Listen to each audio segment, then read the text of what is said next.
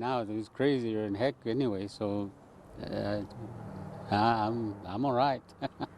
We come on the air tonight at 10 with the latest on a Mother's Day tragedy. Friends, family, and children all gathered in the southeast side of Colorado Springs for a day of celebration, ending in the shooting death of 7 people, including the suspect. At this hour, neighbors in the area nearby are shaken. Good evening and thanks for joining us here at KRDO News Channel 13 at 10. I'm Jem Moynihan. Family and friends now mourning the death of the 6 victims shot and killed inside a home in the Canterbury Mobile Home Park by the boyfriend of one of the victims.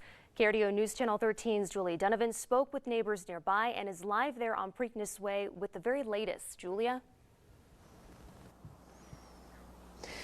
Jen, police just finished up here within the last hour or so. You can see the caution tape is gone and the investigators are also gone.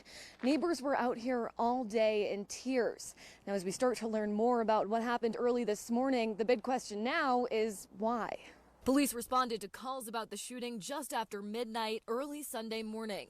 Investigators say family and children were there celebrating a birthday when the suspect, a boyfriend of one of the female victims, drove to the home, walked inside and began shooting people at the party before taking his own life. While neighbors tell us this is a relatively safe neighborhood. Like I said, I live here 20-some years already, 20 years. Nothing, I haven't heard of anything else. They said nothing really surprises them nowadays. The way the world is now, it's crazier than heck anyways. One man who didn't want us to show his face or use his name told us they got multiple calls from police when it all happened. Either they were looking for somebody or something, but it's a safety reminder to not look out the window and open the door to anybody. So we didn't do that, and then we got a call later on that it was all over. We're told 6 adults were killed and no kids were injured. The children are now safe with other family members. Meanwhile, police are still trying to figure out what the shooter's motive was. Chief Vince Niski saying in part, "My heart breaks for the families who have lost someone they love and for the children who have lost their parents." From the officers who responded to this shooting to the investigators still on scene, we are all left incredibly shaken.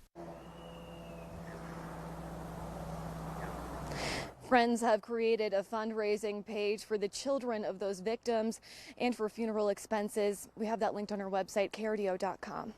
Reporting live in Southeast Colorado Springs, Julia Donovan, KRDO News Channel 13. Julia, thanks. State and local leaders are speaking out, issuing statements following this tragedy. Mayor Suthers calling it a senseless act of violence, saying, quote, "Today we find ourselves mourning the loss of lives and praying solemnly for those who were injured and those who lost family members."